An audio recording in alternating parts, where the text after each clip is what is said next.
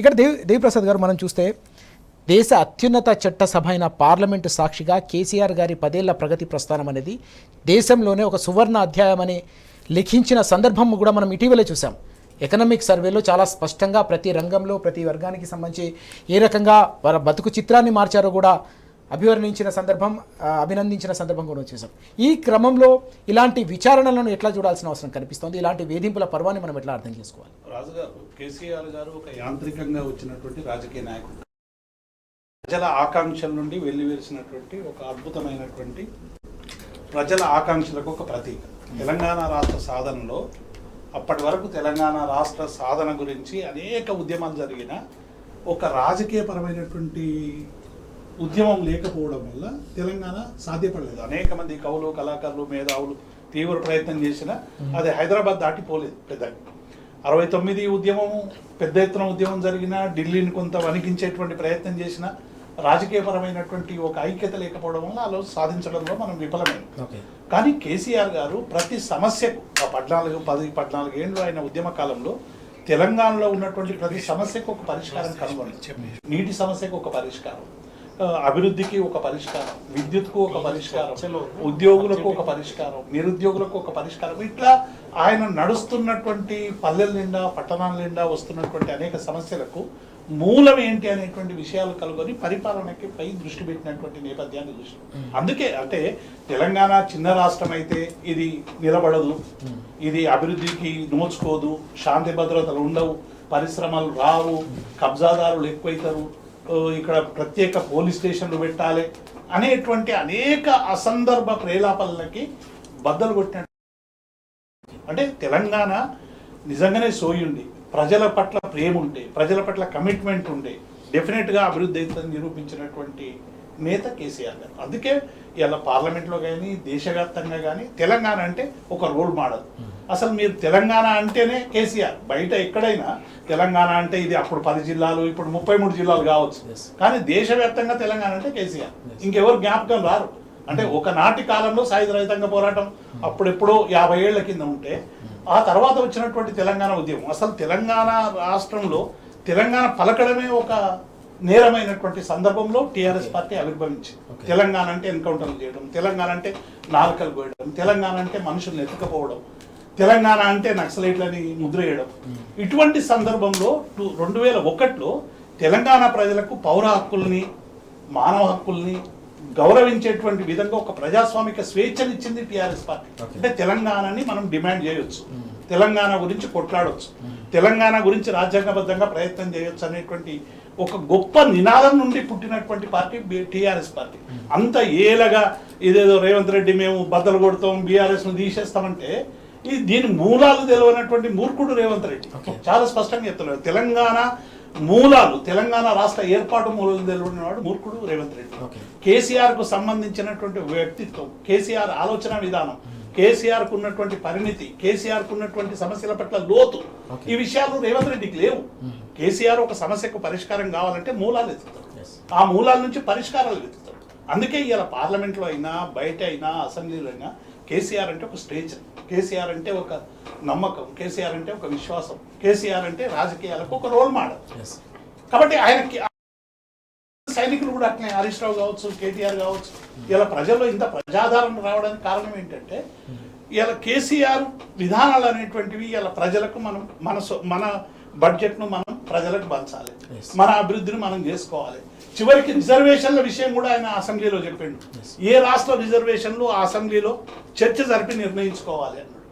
నీటి విషయంలో ఆయన చాలా స్పష్టంగా చెప్పిండు, పోతున్నటువంటి నీళ్లను అదిమి పట్టుకొని నీళ్ళు అందరం తీసుకోవాలని చెప్పిండు.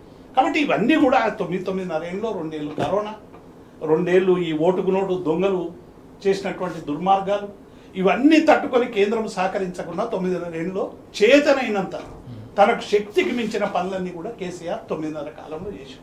ఇవాళ అందరూ ఆరోపణలు చేసేది ఏంటంటే ఒక శతాబ్ది కాలంలో పనులన్నీ కూడా 9.5 ఏళ్లలో ఎత్తుకుంటున్నారు. ఇంకా అది సామాజిక తెలంగాణ కాలేదు, ప్రజా తెలంగాణ కాలేదు, లేకుంటే ఇంకోటి కాలేదు. డెఫినెట్గా ఇంకో 10 ఏళ్ళు ఉంటే అవన్నిటికీ ఒక మార్గం పడుతుంది.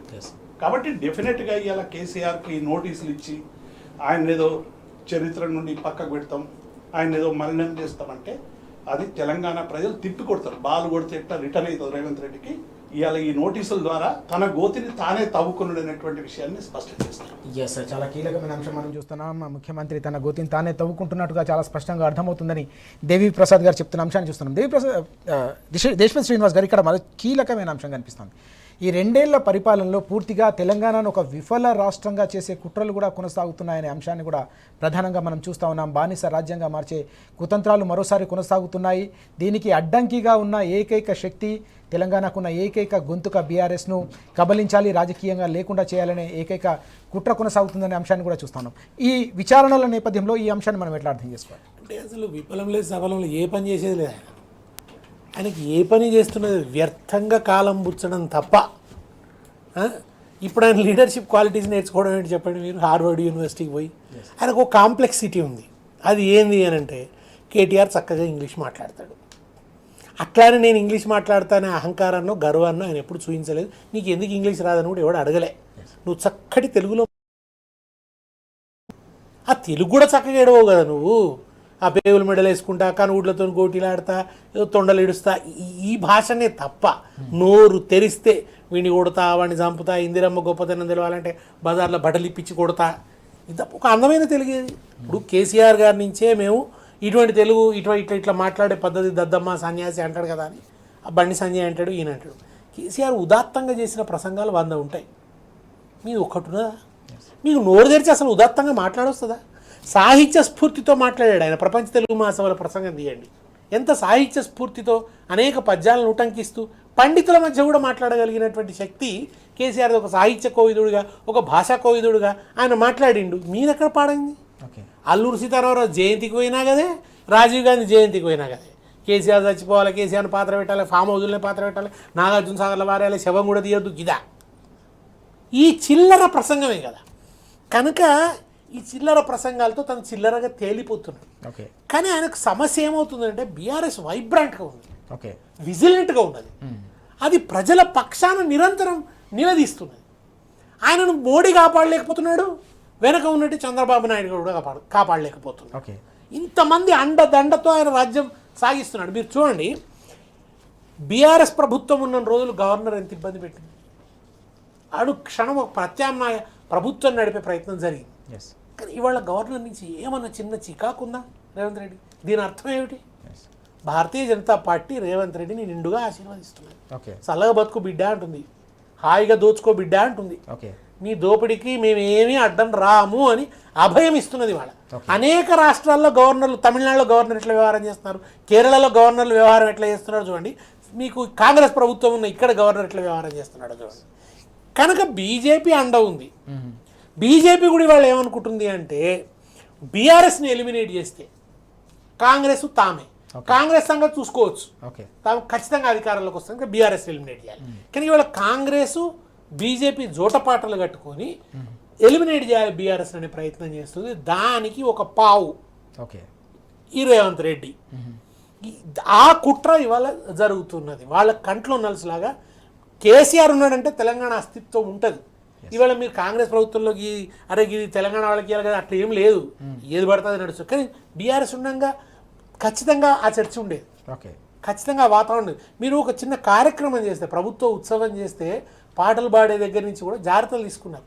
ఈ వెర్రి వేషాలు, వెర్రి సినిమా పాటలు కేసీఆర్ ఉన్నప్పుడు పెట్టలేదు చూడండి మీరు. పడితే లైన్లో పడుతుంది, లేకపోతే తిడుతుంది, ప్రభుత్వ కార్యక్రమాల్లో పాటలు పాడతారు రెడ్డి ఎవరన్నా? ఆ పాటలు పాడుతుంటే మన అందరూ శాఖా మంత్రులంతా కూర్చొని చప్పట్లు కొట్టినటువంటి వాతావరణాన్ని చూసి అటువంటి వికృత సంస్కృతి మీకు కనబడలే. ప్రపంచ తెలుగు మహాసభలు పెట్టినారు, ప్రపంచ సుందరి పోటీలు పెట్టలే, ఈయన సుందర్ల పోటీలు పెట్టినాడు. ఇదంతా తన అస్తిత్వాన్ని వెతుక్కునే ప్రయత్నం, పరిపాలన గాలికి వదిలేసి ఆ విహారాలు చేస్తూ, విలాసాలు చేస్తూ, ఇది ఇవాళ కొనసాగుతున్నటువంటిది. ఇక్కడ వీళ్ళకు బీఆర్ఎస్ ఒక పెద్ద కంటగింపుగా మారింది. కానీ ఎట్టి పరిస్థితుల్లో బీఆర్ఎస్ని ఎలిమినేట్ చేస్తే తమ దోపిడీ స్వేచ్ఛగా చేసుకోవచ్చు, తమ అసమర్థ పాలనైనా కానీ దాన్ని ఎండగట్టేవాడు ఉండడు, తమకి ఏ సమస్య ఉండదు అని చెప్పి ఈ రకరకాల పుకార్లు రేపి, ఈ ట్యాపింగ్ టీపింగ్ అని చెప్పి ఈ లీకుల వార్తలు, అసత్య కథనాలు, నిరాధార వార్తలు ప్రచారంలో పెట్టి వ్యక్తిత్వ హననం చేసి తమ మార్గం సుగమం చేసుకోవాలని అనుకుంటున్నారు. Welcome back. దేవిప్రసాద్ గారు, ఇంతకుముందు దేశపతి గారు చెప్పినట్టుగా తెలంగాణకు సంబంధించి తెలంగాణ చరిత్రపై చెరగని సంతకమైన కేసీఆర్ గారిని రాజకీయంగా ఎదుర్కోలేక అటు రెండు జాతీయ పార్టీలుగా చెప్పుకునే కాంగ్రెస్, బీజేపీ ఢిల్లీలో కుస్తీ పడినట్టుగా ఫోజులు కొట్టి తెలంగాణలో మాత్రం చీకటి ఒప్పందాలు చేసుకొని బీఆర్ఎస్ను తెలంగాణ స్వీయ రాజకీయ అస్తిత్వంపై చేస్తున్న దాడిని ఎట్లా అర్థం చేసుకోవాలి? అంటే రాజుగారు, ఇప్పుడు కేసీఆర్ గారు చేసినటువంటి అభివృద్ధి చాలా స్పష్టంగా కనబడతా ఉంది. గతంలో నీటి కోసం తల్లాడిన తెలంగాణ ఇవాళ నీటి కష్టాలు తీరిపోయినాయి. విద్యుత్ కోసం వెయ్యి కళ్ళతో ఎదురు చూసి ఎప్పుడు కరెంట్ వస్తుందని ఎదురు చూసిన తెలంగాణ రైతాంగానికి 24 గంటల కరెంటు ఇచ్చినటువంటి సందర్భం. అంటే ఒకవైపు ఏమో అభివృద్ధి చాలా స్పష్టంగా కనబడతా ఉంది. అభివృద్ధి మీద మరకలు వేయడానికి ఎట్లా ప్రజలు అనుభవిస్తున్నారు కాబట్టి అవకాశం లేదు, ఆస్కారం కూడా లేదు. కాబట్టి ఏం చేయాలి? ఈ అభివృద్ధిలో అవినీతి జరిగింది అనేటువంటి ఒక దుష్ప్రచారాన్ని పట్టుకొని ఇవాళ మొత్తంగా కూడా వ్యక్తిత్వ హననం చేస్తూ ఉన్నారు. మొన్న కేటీఆర్ గారు భావోద్వేగంగా మొన్న మా మీటింగ్లో మాట్లాడినట్టు అసలు వ్యక్తిత్వం మీద అసలు టోటల్గా వ్యక్తిత్వ హరణం చేస్తూ ఉన్నారు. వారితో వీరితో లాలూచీలు అని చెప్పి, మొత్తం డబ్బులు తిన్నారని చెప్పి, కుటుంబం అంతా ఏదో చేసేసిందని చెప్పి, అంటే తెలంగాణ ప్రజల నుండి కేసీఆర్ను డిలింక్ చేయడానికి, అంటే కేసీఆర్కు తెలంగాణ ప్రజలకు ఉన్నటువంటి ఒక సంబంధం, అది ఉద్యమ సంబంధం, పేగు బంధం, లేకుంటే కలిసి నడిచిన బంధం, టీఆర్ఎస్తో ఒక సుదీర్ఘకాలం నడిచినటువంటి ఒక బంధం, అనేక పోరాటాల్లో కలిసి నడిచినటువంటి బంధం, ఈ బంధాన్ని తెగదెంపులు చేయాలని చాలా కుస్తీ పడుతున్నాడు రేవంత్ రెడ్డి. ఎంత పెట్టినా కూడా ప్రజలకు కేసీఆర్ దగ్గర అవుతున్నాడు అనేటువంటి విషయం వాళ్ళకి స్పష్టం. ఎన్నికల్లో గెలుపు ఓటములు సహజం, కానీ ప్రజలతో సన్నిహిత్యాన్ని విడగొట్టాలనేటువంటి కుట్ర జరుగుతుంది. ఆ కుట్రలో భాగమే ఈ వ్యక్తిత్వ హరణానికి సంబంధించినటువంటి సమస్య. కాబట్టి ఇలా కేసీఆర్ని ఏదైనా అనాలంటే డెఫినెట్గా ఒక్కటికి 10 సార్లు 8 లక్షల కోట్లు అప్పు చేసాడు, 8 లక్షల కోట్లు అప్పు చేసాడు. కానీ ఒక గ్రామంలో ఉన్నటువంటి 5 ట్రాన్స్ఫార్మర్లను ఇలా 50 ట్రాన్స్ఫార్మర్లుగా చేసినటువంటి చరిత్ర ఇలా వాళ్ళు చెప్పడం లేదు. గతంలో ఒక ట్రాన్స్ఫార్మర్ గాలిపోతే రాజుగారు 5 రోజులు 6 రోజులు సబ్ స్టేషన్ దగ్గర పడిగాపులు కాసి అన్నం వండుకొని అక్కడ ఇబ్బంది పడి ఆ బండ్లు పెట్టుకొని మొత్తం వ్యవసాయం అంతా ఎండిపోయేదాకా ఒక ట్రాన్స్ఫార్మర్ రాకపోయేది. మొబైల్ ట్రాన్స్ఫార్మర్ సిస్టమ్ను తెచ్చి 24 గంటల్లోనే మళ్ళీ నీళ్ళు ఇచ్చినటువంటి ఒక విధానాన్ని, సంస్కరణని కేసీఆర్ తీసుకుని, ఇవన్నీ అర్థం కావు. నేను అందుకే చెప్తున్నా, రేవంత్ రెడ్డికి ఈ తెలంగాణలో ఉన్నటువంటి, ఎందుకంటే 3 గంటలే కరెంటు చాలన్నాడు. అసలు తెలంగాణ నేల స్వభావం తెలియదు ఆయనకు. ఎర్ర నేలు ఉంటుందా, కుష్కీ నేలు ఉంటుందా, పొలం ఉండి ఎట్లు ఉంటుంది, ఆ స్వభావం, పంట స్వభావం కూడా తెలియదు. 3 గంటలు నీళ్ళు కరెంట్ ఇస్తే ఒక్క మడి కూడా వారదు మా ఏరియాలలో. 3 గంటలు ఇస్తే ఒక మడి కూడా మారదు. నువ్వు కనీసం ఈ 10-12 గంటలు ఉంటేనే పారేటువంటి పరిస్థితి. కాబట్టి ఒక్కొక్క దగ్గర ఒక్కొక్క రకమైనటువంటి నేల స్వభావం ఉంటుంది. కాబట్టి అసలు రేవంత్ రెడ్డికి తెలంగాణ మట్టి గురించి కానీ, తెలంగాణ మనుషుల గురించి కానీ, తెలంగాణ స్వభావం కానీ, తెలంగాణ రాజకీయ నాయకుల ఆలోచన విధానం కానీ, తెలంగాణ ఉద్యమకారులకు సంబంధించినటువంటి విషయాలు కానీ తెలియవు. కాబట్టి ఆయన ఏమనుకుంటున్నాడంటే, నేను దానికి ఒక ప్యారలల్గా సృష్టిస్తాను, కొంతమంది బొమ్మలను తయారు చేసి ఆ తెలంగాణ బొమ్మల్ని వాడుకుంటూ తన ఏదో తెలంగాణ నాయకుడు అని అనుకుంటున్నాడు. కానీ అట్లా ప్రజలు భావిస్తలేరు. ఇవాళ డెఫినెట్గా ఇవాళ గద్దర్ విషయంలో కావచ్చు, లేకుంటే ఇంకా అనేక మంది కళాకారుల విషయంలో కూడా ఏదో ఓన్ చేసుకుంటున్నాడు గద్దర్. చాలా సందర్భాల్లో చెప్పినాం, రేవంత్ రెడ్డి టీడీపీలు ఉన్నప్పుడే గద్దర్ మీద కాల్పులు జరిగినాయి. కేసీఆర్ గారు ఇట్లా ఈ నిర్బంధాలు జరుగుతున్నాయి, సరిగ్గా కరెంటు రేట్లు, విద్యుత్ రేట్ల విషయంలో ప్రజలు ఇబ్బంది పడుతున్నారు, నిర్బంధాలు చేస్తున్నారు, మా తెలంగాణకు సరైనటువంటి నిధులు ఇస్తలేరని ఆయన ఒక మేధోబంధనం చేసి పార్టీని తెగదెంపులు చేసుకొని 2001లో బయటకు వచ్చాడు. నువ్వేం చేసినావు? గద్దర్ను కాల్చినటువంటి తెలుగుదేశం పార్టీలో ఉండి అధ్యక్షునిగా అయిన వీడు అవుడే కాదు, ఆ గద్దెను కూలగొట్టి మళ్ళీ నువ్వు కాంగ్రెస్కి వచ్చి ఇలా ముఖ్యమంత్రి అయినావు. ఇలా గద్దర్ను తలిచేటువంటి హక్కు రేవంత్ రెడ్డికి ఉందా? మళ్ళీ ఇప్పుడు ఇవాళ తెలుగుదేశం గద్దెలు కావాలి అంటే గద్దర్ను కాల్చేటువంటి ఒక ప్రభుత్వాలు కావాలి, ఇవాళ ప్రజా కళాకారులను కాల్చేటువంటి ప్రభుత్వాలు కావాలి, పొలాలు ఎండబెట్టేటువంటి మరి స్థితి రావాలి, ఎప్పుడు కరెంటు పోతుందో తెలియనటువంటి ప్రభుత్వాలు కావాలి. అటువంటి చంద్రబాబును మళ్ళీ సృష్టించదలుచుకున్నాడా? కాబట్టి ఇవన్నీ కూడా తెలంగాణ ప్రజలు ఆలోచించాలి. డెఫినెట్గా ఒక ప్రభుత్వం ఉన్నప్పుడు కొన్ని డిసడ్వాంటేజెస్, కొన్ని అడ్వాంటేజెస్, ప్రజలకు కొన్ని సరైన రీతిలో కొన్ని డెలివరీ చేయడంలో ప్రభుత్వాలు విఫలమవుతాయి. అందులో బీఆర్ఎస్ పార్టీ కూడా కొన్ని సందర్భాల్లో విఫలం కావచ్చు. అంత మాత్రాన 90-95% మంచిది నువ్వు ఒక అసంతృప్తిని తోడు చేసుకొని 100% తప్పు అని చెప్పేటువంటి దుర్మార్గమైనటువంటి ప్రచారాన్ని ఇలా అందరూ కూడా అర్థం చేసుకోవాలి. డెఫినెట్గా దాని మీద ఇలా సీరియస్గా చర్చ జరగాల్సినటువంటి అవసరం ఉంది. విద్య విషయంలో కావచ్చు, లేకుంటే సంక్షేమం విషయంలో కావచ్చు, అభివృద్ధి విషయంలో కావచ్చు. ఇవాళ బ్యూరోక్రసీ ఎట్లా తయారైంది పూర్తిగా. ఏ ఆఫీసులకు పోయినా ఎవడు పనిచేసేటోడు ఫోన్ చేస్తే ఎత్తేటోడు లేడట. ప్రజలు బాధపడుతున్నారు. ఇవాళ అసలు పట్టణ ప్రగతి ఎటువైంది, పల్లె ప్రగతి ఎటువైంది, హరితహారం ఎటువైంది, కేసీఆర్ కిట్ ఎటువైంది. అసలు గవర్నమెంట్ హాస్పిటల్ అన్ని హరీష్ రావు గారు అద్భుతమైనటువంటి కృషి వలన కేసీఆర్ మార్గదర్శనంలో ఆక్యుపేషన్ రేటు పెరిగింది. అసలు డెలివరీలు ఎక్కడ బయట జరగకపోతుండే. ముఖాళ్ళ ఆపరేషన్ల దగ్గర నుంచి అన్ని ఆపరేషన్లు ప్రభుత్వ వ్యవస్థలో జరగాలని కలలు కానీ కేసీఆర్ గారు వైద్యాన్ని నేను రాను బిడ్డో సర్కారు దవాఖానకు అనేటువంటి దాన్ని తిరిగి రాసాడు. ఇవాళ ఏమైంది, మళ్ళీ అదే గద్దర్పాట మళ్ళీ వస్తుంది. నేను ఓను బిడ్డో సర్కారు ఇట్లా ఒక్కటి కాదు ఇది. అంటే పైకి ఒక ప్రభుత్వంగా ఆలోచించి పైన ఉపరితలం మీద ఆలోచించి ఇటువంటి మూర్ఖులందరూ కూడా దుష్ప్రచారానికి ఎదుగుతారు. కాబట్టి ఇవాళ బీఆర్ఎస్ కార్యకర్తల పనైనా నాయకుల పనైనా సమాజాన్ని ఆకాంక్షించి మంచిగా ఉండాలనేటువంటి కోరుకునే పౌరులందరూ కూడా దీని మీద సీరియస్గా ఇలా డిస్కస్ జరగాలి. ఇలా బతుకమ్మను మాయం చేసే తెలంగాణ తల్లిదా, కాకతీయ లోగోను తీసేసేటువంటి ప్రయత్నం చేసే ఇలా కళాకారులను ఇబ్బంది పెట్టేటువంటి ప్రయత్నం చేస్తున్నాడు. 43 మంది ఉద్యోగులు చచ్చిపోయినారు రిటైర్మెంట్ బెనిఫిట్స్ రాక. 5 డిఏ లేక ఉద్యోగులు ఒకవైపు ఇబ్బందులు పడుతూ ఉన్నారు. పిఆర్సీ లేక మోసపోతూ ఉన్నారు. నిరుద్యోగులందరూ అశోక్ నగర్లో చిక్కడపల్లి సెంట్రల్ లైబ్రరీలో అర్ధరాత్రి రోడ్ల మీదకి వచ్చేటువంటి పరిస్థితి వచ్చింది. మహిళలకు 2500 లేవు. వడ్లు కొనేటోళ్ళు లేడు, యూరియా ఇచ్చేటోళ్ళు లేడు. మరి ఏం ప్రభుత్వం ఇది? పరిపాలన పూర్తిగా పడకేసింది.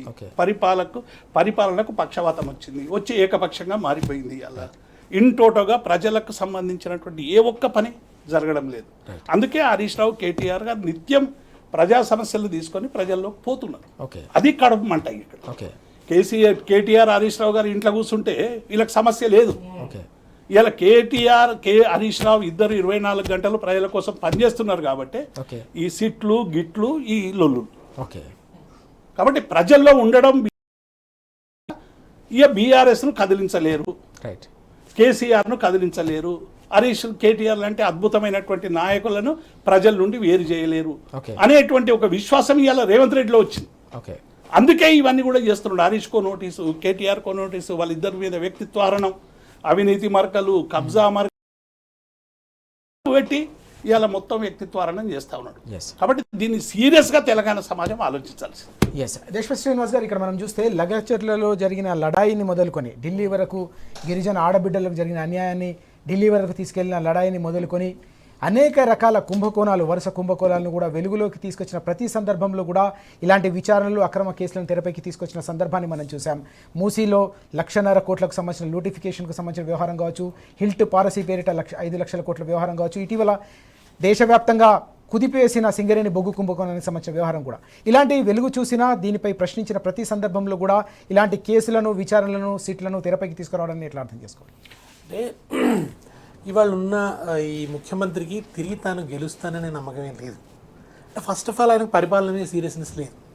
ప్రజలకి ఏదో చెయ్యాలి, ప్రజల హృదయాలను గెలుచుకోవాలి, తద్వారా తిరిగి ఎన్నిక కావాలని ఆయన అనుకోవట్లేదు. ఇది అదాటున వచ్చిన అవకాశం. పైగా కాంగ్రెస్ పార్టీలో ఎట్లుంటుందంటే ఎప్పుడు కూర్చూడిపోతుందో తెలియదు. అదొక అభద్రత నిరంతరం వెంటాడుతుంటుంది.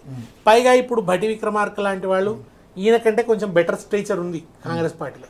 ఏ క్షణానైనా వాళ్ళు ముఖ్యమంత్రులు అయ్యే అవకాశం ఉంది. అదొక భయం వెంటాడుతుంది. కనుక ఆయన అనుకుంటున్నది ఏమిటంటే ఉన్న 5 ఏళ్లల్లో విపరీతమైన అవినీతి చేయాలి. దాంట్లో భాగంగా ఫ్యూచర్ సిటీ అని అన్నాడు. కేటీఆర్ గారు చెప్పినట్టు అది ఫ్యూచర్ లేని సిటీ, అక్కడ ఏమీ లేదు. దాన్ని కృత్రిమంగా ధరలు పెంచి ఆ భూములన్నింటినీ బినామీలకు కట్టబెట్టే ప్రయత్నం చేస్తున్నాడు. రెండో వైపు మూసీ ప్రక్షాళన పేరుతో మూసీ తీర భూములన్నీ కార్పొరేట్లకు కట్టబెట్టే ప్రయత్నం జరుగుతున్నది. ఇక హిల్ట్ భూముల పేరిట పరిశ్రమల భూములన్నీ కూడా తన తాబేదారులకు కట్టబెట్టడం, పరిశ్రమల వాళ్ళ నుంచి కమిషన్లు తీసుకొని ఆ భూములు వాళ్ళకు రెగ్యులరైజ్ చేయడం, మూతబడ్డ పరిశ్రమలకు కూడా చేసి వాళ్ళు అమ్ముకున్న దాంట్లో నుంచి కమిషన్లు కొట్టడం అనేది, చివరికి యూనివర్సిటీ భూముల్ని కూడా వదలకుండా సెంట్రల్ యూనివర్సిటీలో జేసీబీలను దించిన దరిద్రుడు. ఆ నెమళ్ళ గరుపులు వైరల్ అయితే చివరికి హైకోర్టు గుండె కూడా కరిగిపోయి స్టే విధించినటువంటి పరిస్థితి. రేవంత్ రెడ్డికి ఎంత కోపం ఉందంటే, నెమళ్ళు అరిస్తే పాటల తిరిగి వినాలే, కానీ వాటి అరుపులకు స్టే విధిస్తారా అని అనుకుంటాడు ఆయన. అట్లా ఆయన ఫుట్బాల్ కూడా ఎందుకు ఇష్టం అంటే ఆయనకు మొత్తం భూమిలా కనబడుతుంది కావచ్చు, దీన్ని మొత్తం ఆక్రమించాలి ఎప్పటికైనా అని మనసులో అనుకుంటాడు కావచ్చు. కనుక అటువంటి మనస్తత్వం ఉన్నవాడు కబ్జాదారు, బ్లాక్ మెయిలర్, ల్యాండ్ బ్రోకర్ ముఖ్యమంత్రి అయితే ఎట్లా ఉంటుందో గట్లున్నది ఇవాళ. కనుక ప్రతి పథకంలో భూమి, దాని చుట్టూ దందా, ఇదే మీరు ఆయన ఏ పని చేసినా కానీ ఈ అవినీతి ఒక పైకి జరుగుతుంది. ఇది భూమి చాలదని బొగ్గు మీద పడ్డాడు. ఒకప్పుడు యూపీఏ ప్రభుత్వం కూడా బొగ్గు స్కామ్తోనే కూలిపోయింది. ఇవాళ తెలంగాణలో కూడా కాంగ్రెస్ అది, అందుకని కాంగ్రెస్ను స్కామ్గ్రెస్ అని పట్టికనలేదు జనం. ఈ బొగ్గు కుంభకోణం ఇవాళ బయటకు వచ్చి హరీష్ రావు గారు చాలా పదునుగా ఒకటొకటిగా దాంట్లో ఉన్నటువంటివన్నీ కూడా బయట ఆయన మాట్లాడుతుంటే సమాధానం లేని ప్రశ్నలు అయిపోయేటప్పటికీ తట్టుకోలేక వీళ్ళ మీద అణిచివేతను ప్రయోగించాలి. అణిచివేతను ఎట్లా ప్రయోగించాలి? రకరకాల కోణాల్లో వీళ్ళ వ్యక్తిత్వాన్ని మనం హననం చేయాలి. హరీష్ రావు గారిని ఏం చేయలేని పరిస్థితి ఉంది. దానికి అనేక రకాల కోణాల్లో వెతుకుతున్నాడు ఆయన, అనేక మందిని సృష్టిస్తున్నాడు ఆయన వ్యక్తిత్వాన్ని హననం చేయడానికి. ఇక కేసీఆర్ గారిని టెలిఫోన్ ట్యాపింగ్ అనేది ఒకటి పెట్టుకొని వేధించడం, ఆ కమిషన్ ముందటి తీసుకురావడం, ఈ వేధింపులలో ఈ పార్టీని దీంట్లోనే బిజీ చేసేయాలి.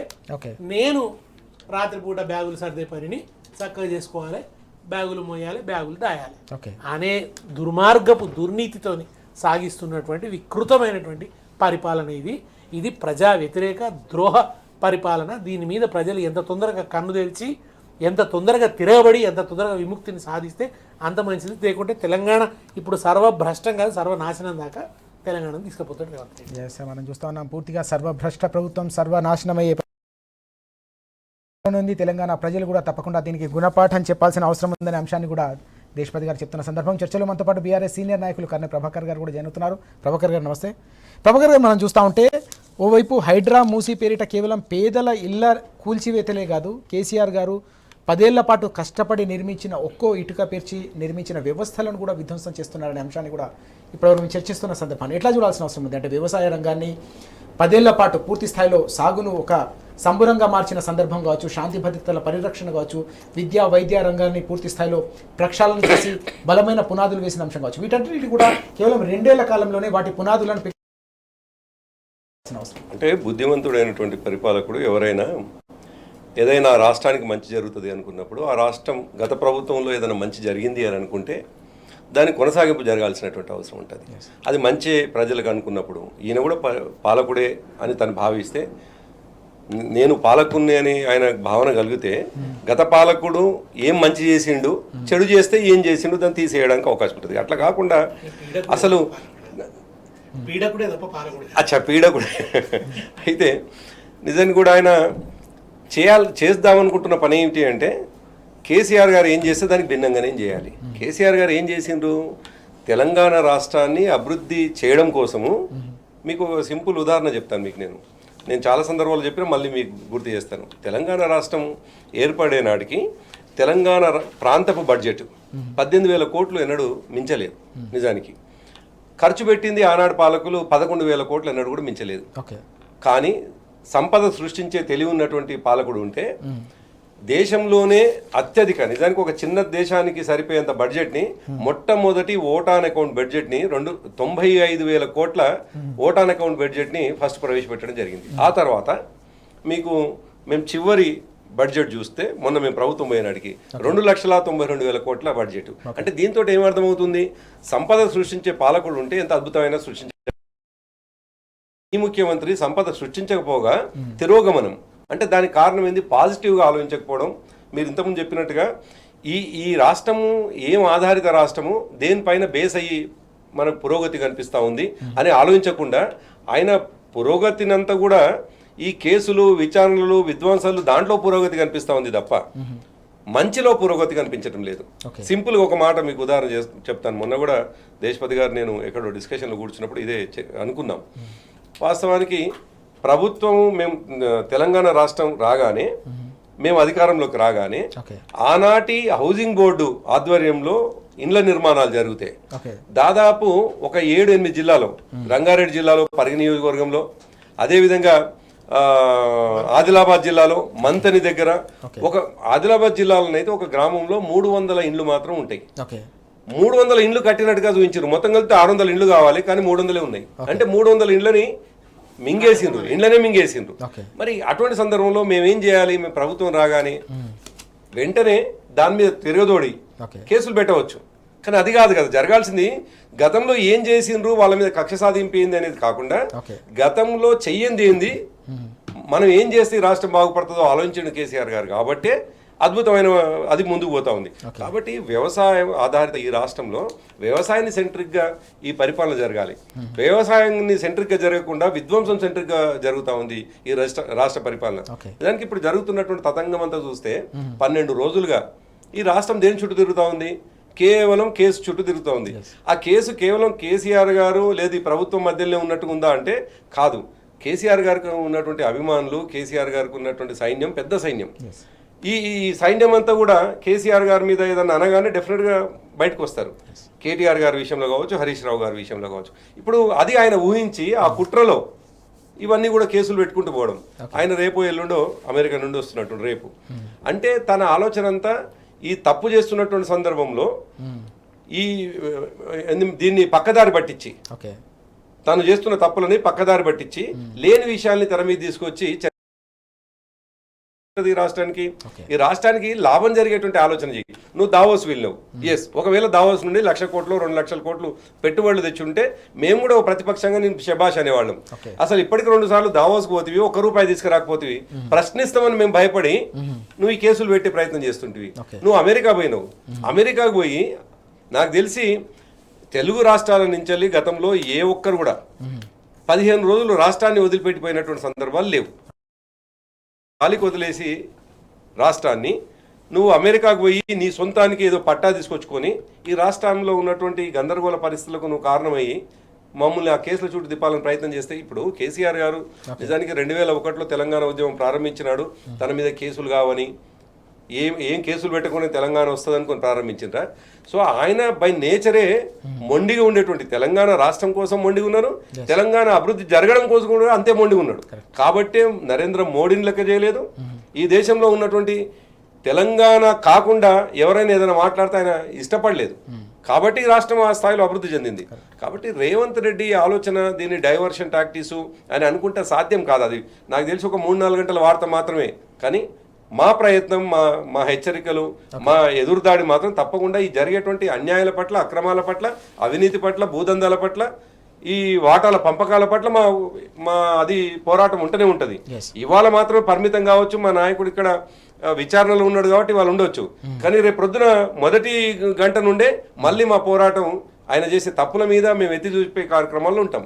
కాబట్టి ఆయన ఏదో పిచ్చిగా ఇదంతా మసిపూసి మారేడుకాయ చేయొచ్చు అనేటువంటి ఆలోచన చేస్తే అది అమాయకత్వం, అయిన అనుభవం లేని తనం అనుకోవాలి, మూర్ఖత్వం. అమాయకత్వం కంటే కూడా మూర్ఖత్వం అనుకోవాలి.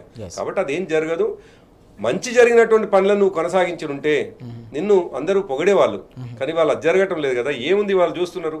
ప్రొద్దున నుండి కేంద్ర బడ్జెట్ ప్రవేశపెడితే తెలంగాణకి ఏం రావాలని చర్చ జరగాల్సినటువంటి ఈ రోజు, తెలంగాణకి ఏమొస్తే ఎటువైపు ఉపయోగపడాలని జరగాల్సిన ఈ రోజుని నువ్వు ఏం ప్రళయము అదైతుందని, ఆకాశం మీద పడుతుంది, భూమి బద్దలవుతుందని ఇవాళ 1వ తారీఖు నాడు వెంటనే కావాలని ఎందుకు ఆలోచన చేసినావు అంటే చీప్ బుద్ధి.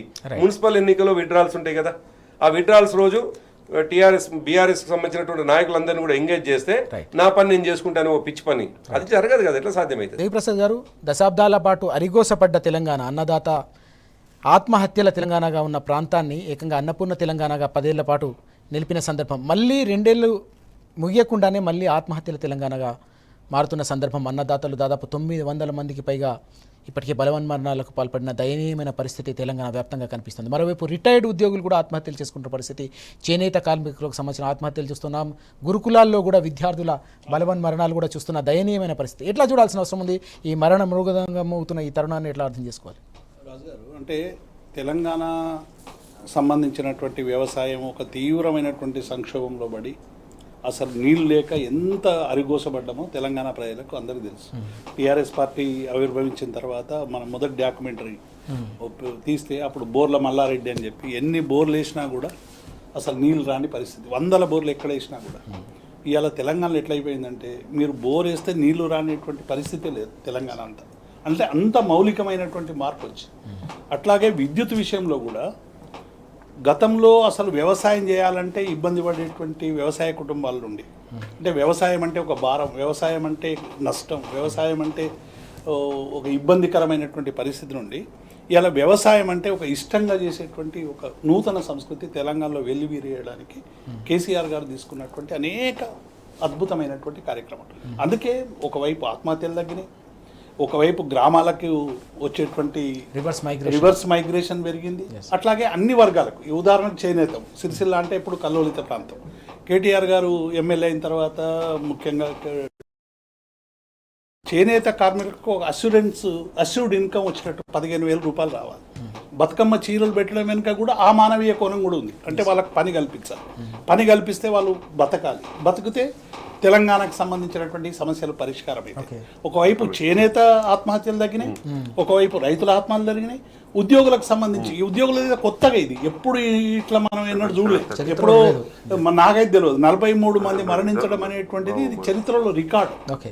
అంటే ఇవ్వాల్సినటువంటి జీపీఎఫ్ డబ్బులు, గ్రాట్యుటీ డబ్బులు, వాళ్ళకి రావాల్సినటువంటి దాచుకున్నటువంటి ఇన్సూరెన్స్ డబ్బులు కూడా ఇవ్వకుండా ఇవాళ 20,503 మంది ఉద్యోగులు రిటైర్ అయితే 15,000-16,000 కోట్ల రూపాయలు బాకీ ఉన్నటువంటి రాష్ట్ర ప్రభుత్వం నెలకు 700 కోట్ల రూపాయలు విడుదల చేస్తాం. నెలకు 700 కోట్లు అంటే 16,000 కోట్లు విడుదలయ్యే వరకు 3-4 ఏళ్ళు పడుతుంది. కాబట్టి రిటైర్ అయిన ఎవడైనా రిటైర్ అయితే ఉద్యోగులు ఇక మేము మాకు చావే తప్ప మాకు ఇంకోటి లేదు దారి అని ఇలా 43 మంది మరణించడం అనేటువంటిది ఇది అసలు చరిత్రలో ఎక్కడ లేదు, ఏ రాష్ట్రంలో లేదు. 6 డిఏలు పెండింగ్ ఉన్నటువంటి రాష్ట్రం తెలంగాణ ఒకటే 28 భారతదేశంలో. పిఆర్సీ 23 జూలై నుంచి రావాలి. ఈ జూలై వస్తే 3 ఏళ్ళు దాటిపోతుంది. ఎప్పుడు కూడా కేసీఆర్ గారు సకాలంలో జూలైలో, మేము అక్టోబర్లో ఎన్నికలకు పోతే జూలైలో పిఆర్సీ వేసి 5% ఇంటీరియర్ రిలీఫ్ ఇచ్చాం. కమిటీ వేసిండు, కమిటీ కాలయాప అది అయిపోయింది, గడువు అయిపోయింది. ఇప్పటి వరకు కమిటీ ఎక్స్టెన్షన్లో ఉన్నదా, అది ఆపరేషన్ ఉన్నదా, శివశంకర్ అనే మాజీ ఐఏఎస్ను పెట్టిండి, ఇప్పటి వరకు దాని రిపోర్ట్ అతి గతి లేదు. ఇట్లా మనం ఒక్కొక్క వర్గం చూస్తుంటే నిరుద్యోగుల పరిస్థితి మనం చూస్తూనే ఉన్నాం. చిక్కడపల్లి అశోక్ నగర్ ఎట్లా శోక నగరంగా మారిపోయిందో, అశోక్ నగర్, దిల్సుఖ్ నగర్ రోజు ఎట్లా ఉద్యమాల బాట పడతా ఉంది. అంటే ఉద్యోగాలు ఇస్తాము, 6 నెలల్లో మేము 60,000 ఉద్యోగాలు ఇచ్చినాం, 60,000 ఉద్యోగాలు ఇచ్చినాం, ఊదరగొట్టి మళ్ళీ 2.5 ఏళ్ళు అయింది. 2.5 ఏళ్ళలో ఎన్ని ఉద్యోగాలు ఇచ్చారు? 6 నెలలకు 60 అంటే ఎన్ని ఇవ్వాలి? 2,40,000 ఉద్యోగాలు ఇవ్వాలి కనీసం. వాళ్ళు చెప్పిందేమో 2 లక్షల ఉద్యోగాలు, ఏవి లేవు కదా. ఇలా నిరుద్యోగులు కూడా ఒకవైపు ఉద్యమానికి తరలిపోయేటువంటి పరిస్థితి. ఉద్యోగుల పరిస్థితి అట్లే ఉంది. ఇచ్చిన హామీలు అమలు లేదు, అడిగితే ఎదురుదాడి, ఉద్యోగుల మీద ఎదురుదాడి, నిరుద్యోగుల మీద ఎదురుదాడి, రాజకీయ పార్టీల మీద ఎదురుదాడి. కాబట్టి డెఫినెట్గా ఒక సంక్షుభిత తెలంగాణగా తయారు కావడానికి మార్గాలు ఏర్పడుతుంది. 9.5 ఏళ్ళలో కష్టపడి కేసీఆర్ గారు విధానాల వల్ల కొంత రావాల్సినటువంటి సంపద పెంచుకొని ప్రజలకు వంచాలి అనేటువంటి ఒక కొత్త ఒరవడితో అనేక సంక్షేమ పథకాలు, అభివృద్ధి పథకాలు ఉండడం వల్ల తెలంగాణలో 2 పూటలు నిద్రపోయేటువంటి టైం దొరికింది. అంతకుముందు తెలంగాణ అంతా రకరకాల సామాజిక ఉద్యమాల వల్ల, నక్సలైట్ ఉద్యమం వల్ల, రకరకాల సామాజిక ఉద్యమాల వల్ల గ్రామాలలో యువకులు లేని పరిస్థితి. నువ్వు రాత్రికి ఏ గ్రామమైనా ఏ యువకుడు ఉండడు. తల్లిదండ్రులు కొరువులు పెట్టేటువంటి పరిస్థితి, కొడుకు కొరువు పెట్టానా తండ్రికి, తండ్రి కొడుకులకు కొరువు పెట్టేటువంటి పరిస్థితి. ఇటువంటి పరిస్థితి నుండి ఇలా తెలంగాణ గత 10 ఏళ్లుగా కొంత తేరుకొని మా ఆత్మగౌరవంగా బతికినటువంటి సందర్భం. దాన్ని మొత్తంగా కూడా దెబ్బకొట్టాలనేటువంటి ప్రయత్నం చాలా సీరియస్గా జరుగుతున్నది. అందుకే ఇలా అందరూ ఆలోచించాలి. ఇది కేసీఆర్దో రేవంత్ రెడ్డి పంచాయతీ కాదు, తెలంగాణ ప్రజలకును రేవంత్ రెడ్డికి వస్తున్నటువంటి పంచాయతీ. కేసీఆర్ గారు అభివృద్ధి చేసి తెలంగాణ ప్రజలకు సంపద ఇచ్చిపోయింది. ఆ సంపదను కాపాడుకోవాల్సినటువంటి బాధ్యత ఇలా తెలంగాణ ప్రజలది. కేసీఆర్ గారు ఒక రాజకీయ శక్తిగా దాన్ని నిలబెట్టిపోయిండు. కాబట్టి ఇలా అన్ని వర్గాలు, సబ్బండ వర్గాలు ఇలా ఆలోచించి కేసీఆర్ చేసినటువంటి అభివృద్ధిని నిలుపుకోవాల్సినటువంటి ఒక సందర్భం మొదలైంది. చాలా కీలకమైన అంశం ఇది. కేవలం ఇది పార్టీల మధ్య పంచాయతీ కాదు, వ్యక్తుల పంచాయతీ కాదు. కొట్లాడి సాధించుకున్న తెలంగాణను కంటికి రెప్పలా కాపాడుకునే ఒక ఉద్యమం తప్పకుండా మరోసారి సాగాల్సిన అవసరం ఉందని చెప్పి దేవిప్రసాద్ గారు చెప్తున్న సందర్భం. దేశపతి శ్రీనివాస్ గారు, ఇక్కడ తెలంగాణ ఆత్మగౌరవ ప్రతీకైన కేసీఆర్ గారిపై వైపు దాడి జరుగుతూ ఉంది. తెలంగాణ సాంస్కృతిక ప్రతీకైన అనేక అంశాలపై కూడా దాడి జరుగుతున్న సందర్భం, విధ్వంసం చేస్తున్న సందర్భం కూడా 2 ఏళ్ల కాలంలో మనం చూస్తాం. వాటిని మనం ఎట్లా చూడాల్సిన అవసరం కనిపిస్తుంది? అసలు తెలంగాణ ఉద్యమం మీదనే ఒక సదభిప్రాయం లేదు రేవంత్ రెడ్డికి. ఆయన ఒక మాట అన్నాడు, నీళ్లు నిధులు నియామకాలు అనేది ఉద్యమ నినాదం కాదు అన్నాడు. అది కేసీఆర్ సృష్టి అన్నాడు. అంతకంటే అవివేకం ఇంకొకటి కాదు. అసలు జరిగిన అన్యాయం ఈ 3 రంగాల్లో ఎక్కువ జరిగిందని దాన్ని కాయినైజ్ చేసిన వారు జయశంకర్ గారు. ఆ విషయం మీద తెలియదు. జయశంకర్ అనేటాయన రేవంత్ రెడ్డితో 1 నిమిషం కూడా నేను మాట్లాడలే, అసహించుకున్నాడు ఈ మానవుడిని. అటువంటి మానవుడు ఉద్యమం గురించి అట్లా అలవోకగా ఏదో పెడితే వేగ్ కామెంట్స్ చేసినాడు ఆయన ముఖ్యమంత్రి అయిన తర్వాత ఒక అప్రకటిత యుద్ధం చేస్తున్నాడు. తెలంగాణ అస్తిత్వం మీద ఒక అప్రకటితమైన విధ్వంసకాండని, అప్రకటితమైనటువంటి దాడిని మొదలుపెట్టినాడు. దానికి ఆయన వివిధ సాకులు వెతుక్కున్నాడు. రాగానే ఏమన్నాడు, లోగో బాగాలేదన్నాడు. దాంట్లో చార్మినార్ ఉండొద్దు, మన కాకతీయ తోరణం ఉండొద్దు, ఆ రెండు కూడా రాచరిక చిహ్నాలు అన్నాడు. ఈ మానవుని అణువణువున రాచరికంతో కిసలాడాలనుకుంటాడు. ఆయన వేసే టీషర్ట్లు ఖరీదైనవి ఉండాలి, ఆయన వేసే షూస్లు ఖరీదైన ఉండాలి, ఆడేందుకు ప్రభుత్వ ధనాన్ని దుర్వినియోగం చేయాలి, సింగరేణి డబ్బునంతా దుర్వినియోగం చేయాలి. ఆయన ఆడంబరంగా జీవించవచ్చు, కానీ అదట రాచరిక చిహ్నం అట. నిజానికి ఆ తోరణం తెలంగాణ సాంస్కృతిక చిహ్నం, తెలంగాణ చారిత్రక చిహ్నం, అస్తిత్వ చిహ్నం, పరంపరకు అదొక ప్రతీక. దాన్ని మలినపరిచే కుట్ర చేశాడు. చార్మినార్ని తీసేయాలని అంటాడు. చార్మినార్ ఏమిటి అసలు? ప్లేగు వ్యాధి వచ్చి ప్రజలు మరణిస్తే ఒక కరుణ రసాత్మక ప్రతీక అది. ఆ రోజు ఇబ్రాహీం కులీ ఆయన నిర్మించాడు దాన్ని. అది తన 4 చేతులు ఎత్తి అల్లాను ప్రార్థిస్తుంది, ఈ హైదరాబాద్ ప్రజలు క్షేమంగా ఉండాలి అని. అదొక రకంగా ఇక్కడ గంగా జమున తెహజీబ్కు కూడా గుర్తు. అంటే మనం చేసింది సకల జనుల సమ్మె. సీతారామరాజు గారు, మనం హిందువుల సమ్మె, ముస్లింల సమ్మె, క్రిస్టియన్ల సమ్మె అని చేయలే, సకల జనుల సమ్మె. ఆ సకల జన భావనని ముందు తీసుకోవడంలో భాగంగా లోగోలో చార్మినార్ను కాకతీయ తోరణాన్ని రెండింటిని పెట్టినాడు. అవి తీసేయాలంటాడు, రాచరికం అంటాడు.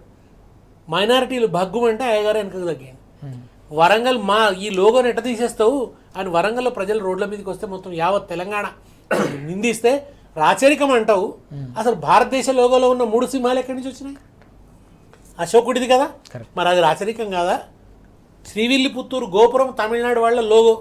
శ్రీవిల్లిపుత్తూరు నిర్మించింది ఎవరు? పాండ్యరాజులు. మరి అది రాజుల లోగో కాదా? హోయసల శిల్పాల నుంచి కర్ణాటక పెట్టుకున్నది హోయసల రాజులు కాదా? మరి ఎందుకు అంతటా ఖజురహో నుంచి వాళ్ళు పెట్టుకున్నారు, ఒరిస్సా వాళ్ళు? ఇన్ని ఉంటే ఈయన రాచరికం అని చెప్పి కొత్తది, నెహ్రూ కంటే ఎక్కువ జ్ఞాని అయినట్టుగా మాట్లాడాడు రేవంత్ రెడ్డి.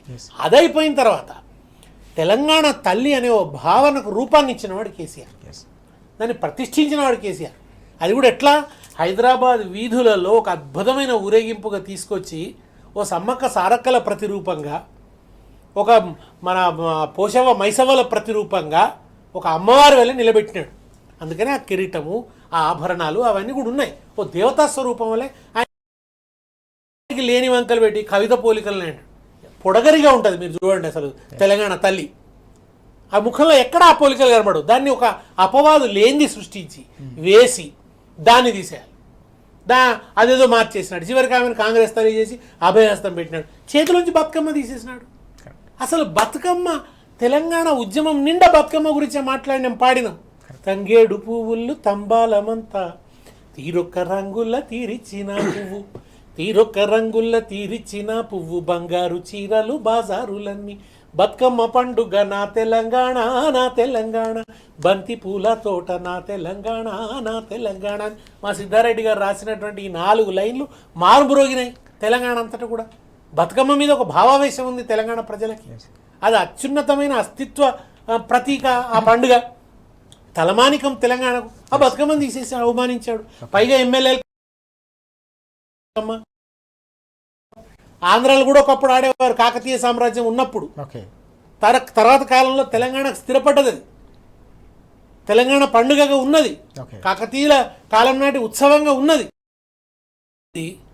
ఈ మానవుడు వచ్చి ఇక్కడ ఆడరు అక్కడ ఆడరు అంటారు. అది జరిగిన సాంస్కృతిక దాడి వల్ల అక్కడ లేకుండా పోయింది, పరాయీకరణ వల్ల అక్కడ లేకుండా పోయింది. పైగా ఇది ఫలానా కులాల వాళ్ళది, ఫలానా కులాల వాళ్ళది కాదు అంటారు. శ్రామిక కులాలు ఆడరు అంటారు. అసలు ఆడేదే శ్రామిక కులాలు, బీసీ కులాల వాళ్ళు ఎక్కువ ఆడతారు. ఆ సాహిత్యం అంతా బీసీ కులాల వాళ్ళు సృష్టించిందే. వడ్డాణం ఎందుకు అంటాడు తెలంగాణ తల్లికి? మన ఘనమైన పొన్న పువ్వే గజ్జలా వడ్డాణమే అని ఉంటుంది బతుకమ్మ పాటలో. వడ్డాణం శ్రామిక కులాల పద సాహిత్యంలో ఉన్నది. ఇది ఏమి తెలియకుండా వేగ్గా ఆయన మాట్లాడతాడు. ఆయనకు కొంతమంది మేధావులు తానా తందానని డప్పులు కొడతారు. ఆ తర్వాత చివరిగా అంబేద్కర్ విగ్రహం అండి. అంబేద్కర్ మహానుభావుడు అని 125 జయంతి 125 అడుగులు పెడితే సందర్శకులకు అనుమతించకుండా తాళం వేస్తారా? అట్లనే అమరజ్యోతి అమరవీరుల స్మారకంగా నిర్మాణమైంది. దాంట్లో ఒక అమరవీరులు ఎవరెవరో వాళ్ళ గ్యాలరీ పెడదామన్న ఆలోచన ఉండే, దానికి తాళం. అట్లనే కాళేశ్వరానికి తాళం.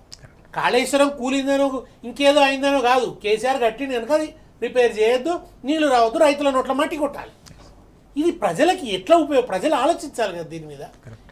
ఇప్పుడు కాళేశ్వరంతో చెరువులు నింపకుండా నష్టపోయేది ఎవరు? ప్రజలు అంతిమంగా రైతులు. ఎంత పండేది అక్కడికి ఇప్పటికీ మళ్ళీ కాళేశ్వరం ఇన్ఫ్రాస్ట్రక్చర్నే వాడుకుంటున్నాడు. ఒక మేడిగడ్డను పడవ పెట్టి నిజానికి మేడిగడ్డ దగ్గర నుంచి కరువు ఉన్న పరిస్థితులలో బ్యారేజ్ అవసరం లేకుండా కూడా నీళ్లు తీయచ్చు. అంత అద్భుతమైన లొకేషన్ ఆయన సెలెక్ట్ చేసినాడు. నువ్వు ఏది నీ తుమ్మిడి హట్టి ఇప్పటివరకు తట్టడు మానెత్తిపోయావు. ఇవాళ వరకు నువ్వు మహారాష్ట్రతో టాక్సే మొదలుపెట్టలేదు. ఇవాళ వరకు నువ్వు మహారాష్ట్రతో ఒప్పందం చేసుకున్నది లేదు. మరి అక్కడ ఉన్నటువంటి అభయారణ్యం ఉంది కదా, ఎట్లా చేస్తా? ఇట్లా ఒక్క రకంగా కాదు. జై తెలంగాణ నినాదం మీద అప్రకటిత నిషేధం అండి. నేను మొన్న ఎప్పుడో ఒక లేపాక్షి స్టోర్కి పోతే వాళ్ళు చెప్తలేరు కానీ పాపం వాళ్ళ మనసులో బాధ ఉంది. ఏంటంటే కాకతీయ తోరణం కొనుడు బంద్ అయిపోయింది. చార్మినార్ కాకతీయ తోరణం మొన్న ఎవరో వస్తే నా లేపాక్షిని అందిస్తున్నాడు, ఈయన బహుమతిగా లేపాక్షిని అందిస్తున్నాడు. అంటే ఎక్కడికి పోతుంది తెలంగాణ పరిస్థితి? ఇగో ఇది ఈ మానవుడు తీసుకొచ్చిన మార్పు. ఇది టీఎస్ని టీజీ చేశాడు, ఇదో గొప్ప మార్పు అని చెప్పి. తెలంగాణ అంటే ఒకటే పదం కదా, దాన్ని 2 అక్షరాలుగా విడదీయలేము. విడదీసినప్పుడు తెలంగాణ అనేది ఒకటే, తెలం వేరు గాణ వేరు కాదు కనుక టీజీ అనలేము. తెలంగాణ స్టేట్ అని పెట్టుకొని టీఎస్ అని పెడదాం అన్నాడు. అదే టీఆర్ఎస్ని గుర్తు రావడం కోసం పెట్టిండని ఒక లేని కువిమర్శ చేసి దాన్ని మార్చడం వల్ల జరిగింది ఏంది? గెజిట్లు మార్చాలి, బోర్డులు మార్చాలి, దీనికోసం కోట్ల నష్టం. దీనివల్ల ప్రజలకు ఏమొరిగింది? ప్రజలు ఆలోచించాలి ఈ విషయం. ఈ మానవుడు చేసిన తుగ్లక్ చర్యల వల్ల ఇప్పుడు జిల్లాలు మారుస్తాడు. ప్రజలు పోరాడి తెచ్చుకున్న జిల్లాలు, కొన్ని జిల్లాలు కేసీఆర్ గారు కూడా అనుకోలేదు, ప్రజలు పోరాటం చేశారు. మా జనగామ జిల్లా కావాల్సిందని ప్రజలు పోరాడి తెచ్చిండు. ఆ తప్పు శాస్త్రీయంగా లేదు. అవును, మరి మేస్త్రీయంగా ఉండాలి. శాస్త్రీయంగా ఉంటే కుదరదు, గుంపు మేస్త్రీయంగా ఉండాలి. ఇది ఇవాళ జరుగుతున్నటువంటి ఒక వికృతమైనటువంటి పరిపాలన, ఇది అప్రకటితమైనటువంటి దాడి కల్చర్ మీద జరుగుతున్నది. కేసీఆర్ ఆనవాళ్లు మలిపేస్తా అని అనుకుంటూ ఉద్యమ చరిత్రను మలిపేయడం, తెలంగాణ సాంస్కృతిక అస్తిత్వాన్ని మలిపేయడం అనేది ఇవాళ జరుపుతున్నాడు. దాంట్లో భాగంగానే ఈ కేసులు, ఈ కుట్రలు ఇవన్నీ కూడా దీని వెనుక తెలంగాణ వ్యతిరేక శక్తుల అండదండలు అనుకున్నాను. చాలా కీలకమైన అంశం ఇది. తెలంగాణ ముఖ చిత్రాన్ని కేసీఆర్ గారి మారుస్తే, తెలంగాణ బతుకు చిత్రాన్ని కేసీఆర్ గారు మారుస్తే, ఇప్పుడు వచ్చిన ప్రభుత్వం కావచ్చు, ముఖ్యమంత్రి రేవంత్ కావచ్చు, పూర్తిగా పేర్లు మార్చి ప్రజల్ని ఏమార్చే కుట్ర చేస్తూ ఉన్నారు. ఇదంతా కూడా తెలంగాణ సమాజం గమనించాలి. ఇది తెలంగాణ అస్తిత్వంపై జరుగుతున్న దాడి, సాంస్కృతిక దాడి, చారిత్రాత్మకమైన అంశాలపై కూడా జరుగుతున్న దాడి నేపథ్యంలో తెలంగాణ సమాజం వీటన్నిటిని కూడా తిప్పికొట్టాల్సిన అవసరం ఉందని సూచిస్తున్న సందర్భాన్ని మనం చూస్తా ఉన్నాం.